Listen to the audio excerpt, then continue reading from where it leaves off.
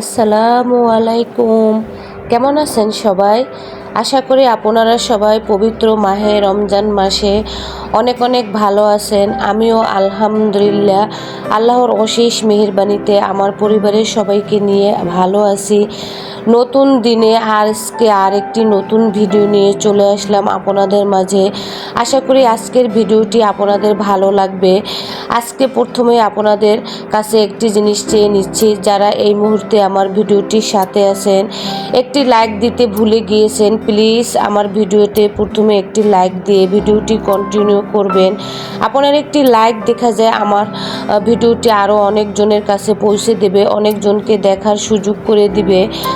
আর আমার ভিডিওটি কোথাও যদি কথা বা কাজ আপনাদের কাছে ভালো লেগে থাকে তাহলে আমার চ্যানেলটিকে একটি সাবস্ক্রাইব করে নিতে পারেন। আর অবশ্যই কিন্তু পাশে থাকা বেল অপশনে প্রেস করে রাখবেন।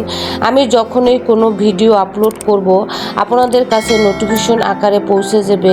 আপনি কিন্তু সময় সুযোগ করে আমার ভিডিওটি দেখে নিতে পারেন।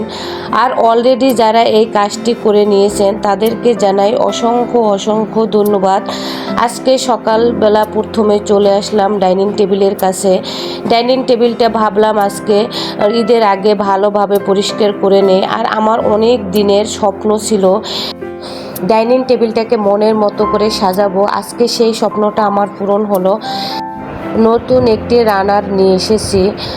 আগের আমার একটি রানার ছিল, সেইটা দেখা যায় টেবিলে ছোট হতো, এর জন্য কখনো বিছাইতাম না। তারপরে এবার যখন মার্কেটে গিয়েছি, যাওয়ার আগে আমি টেবিলটা মাপ দিয়ে তারপরে মার্কেটে গিয়েছি। এবার মাপ অনুসারে রানারটা নিয়ে এসেছি। তারপরে এই যে ঈদ উপলক্ষে রানারটা বিছিয়ে নিলাম। অনেক দিন যাবৎ একটি গ্লাস স্ট্যান্ড কিনবো কিন্তু কেনা হয় না, সময় সুযোগ করে হয়ে ওঠে না। সব সময় সব কিছু মন চাইলে আমরা মধ্যবিত্ত ফ্যামিলির পরিবারের লোকেরা বা গৃহিণীরা সবসময় সেইটা কিনতে পারি না। ঈদ উপলক্ষে এই যে গ্লাস স্ট্যান্ডটা কিনে ফেললাম। আমি যেই দোকান থেকে সবসময় আমার সংসারের সব কিছু কিনে থাকি ওই দোকান থেকেই এইটা নিয়ে এসেছি। প্রথমে ওই দোকানটাই ছিল না, তারপরে দোকানদার ভাইয়াটাকে আনতে বলেছি, তারপরে উনি এক সপ্তাহ পরে আবার আমার জন্য ঢাকা থেকে নিয়ে এসেছে। তারপরে আমাকে মোবাইল করেছে যে আপা আপনি যেগুলো বলেছেন সেইগুলো নিয়ে এসেছি। তারপরে আমি এই যে ঈদ উপলক্ষে মার্কেট করতে গিয়েছি, তারপরে এই যে সেগুলো নিয়ে আসলাম। এই যে টিস্যু হোল্ডারটা, এই টিস্যু হোল্ডারটাও আমি নতুন নিয়ে এসেছি। এই হোল্ডারটা আমি অনেক খুঁজেছি কিন্তু পাইনি।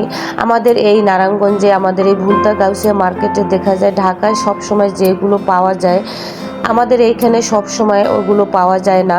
এর জন্য যদি দরকার হয় তাহলে দেখা যায় অর্ডার করতে হয়, তাহলে ওরা ঢাকা থেকে এনে দেয়। এই যে টিস্যু হোল্ডারটা আমি ইউটিউবে এক আপুর ভিডিওতে দেখেছি, তারপরে দেখার পরে আমার খুবই পছন্দ হয়েছিল। তারপরে আমি মার্কেটে গিয়ে অনেক খুঁজেছি কিন্তু পাইনি। তারপরে এই যে অবশেষে এই যে ঈদ উপলক্ষে হোল্ডারটা কিনে ফেললাম। তারপরে এই যে টেবিলটাকে নতুন করে ঈদের উপলক্ষে সাজিয়ে নিয়েছি। কেমন লাগতেছে আপনারা কিন্তু জানাবেন যে আমার টেবিলটা সাজানোটা কীরকম হয়েছে। আমার কাছে তো খুবই ভালো লাগতেছে, আপনাদের কাছে কেমন লাগতেছে আমাকে কিন্তু কমেন্টে জানাবেন। সবার পছন্দ এক হয় না, আমার পছন্দ একরকম দেখা যায়, অন্যজনের পছন্দ একরকম, এক একজনের পছন্দ একরকম, এক একজনের রুচিবোধ এক এক রকম। আমার কাছে টেবিল সাজানোটা আমার কাছে খুবই ভালো লাগতেছে। ঈদের আগে দেখা যায় মনের মতো করে আমার টেবিলটা সাজিয়ে নিতে পেরেছি, এই জন্য আমার কাছে খুবই ভালো লাগতেছে।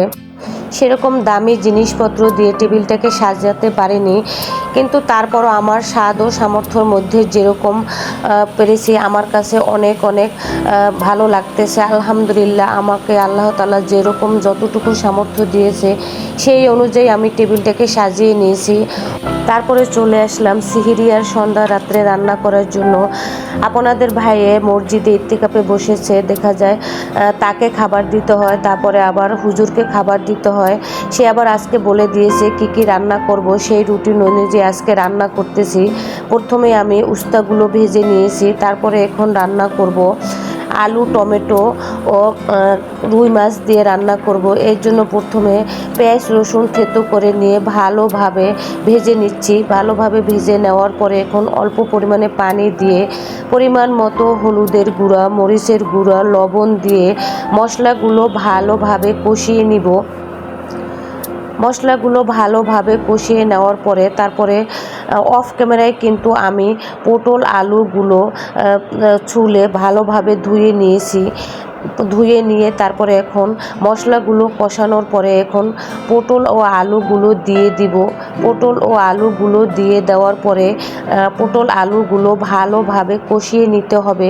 আমি কিন্তু যে কোনো তরকারি রান্না করার সময় দেখা যায় মশলাগুলো ভালোভাবে কষিয়ে নিই। মশলাগুলো ভালোভাবে কষিয়ে নেওয়া যায় তাহলে দেখা যায় তরকারিটা অনেক মজা লাগে। তরকারিটা মজা লাগার একমাত্র কারণ হচ্ছে মশলাগুলো ভালোভাবে কষিয়ে নিতে হবে।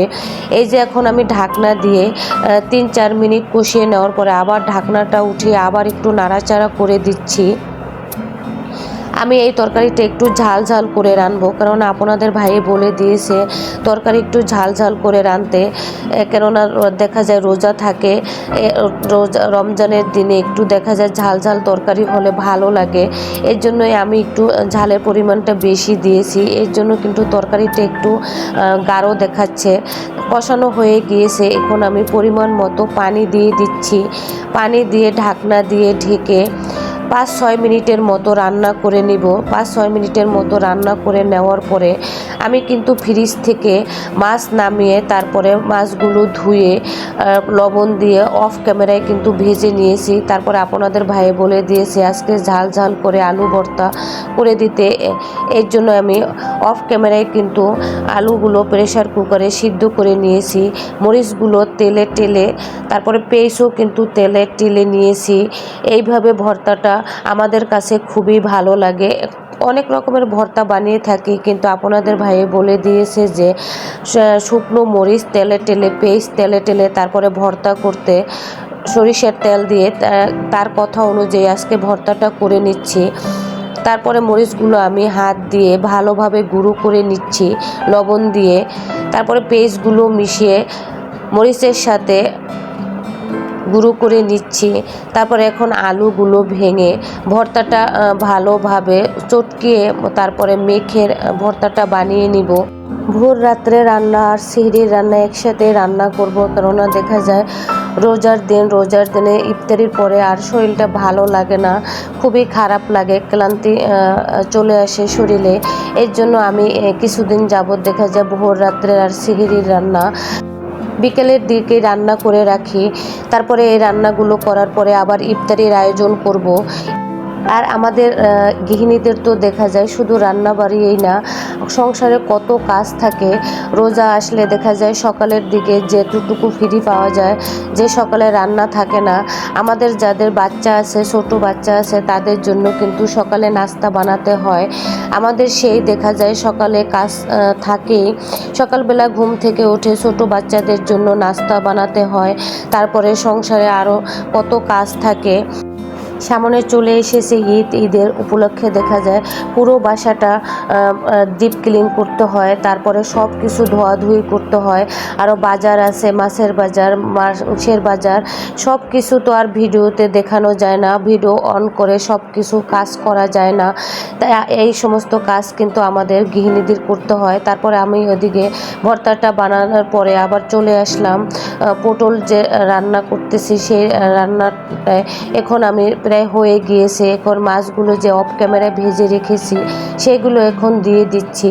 মাছগুলো দেওয়ার পরে 2 মিনিট ঢাকনা দিয়ে ঢাকার পরে তারপরে এখন ঢাকনাটা উঠিয়ে কিছু ধনেপাতা কুচি দিয়ে দিচ্ছি। ধনেপাতা কুচিগুলো দিয়ে 2-3 মিনিটের মতো ঢাকনা দিয়ে রান্না করার পরে নামিয়ে রাখবো। আজকে এই পর্যন্তই, আবার নতুন কোনো ভিডিও নিয়ে চলে আসবো আপনাদের মাঝে। সবাই ভালো থাকবেন, সুস্থ থাকবেন। আল্লাহ হাফেজ।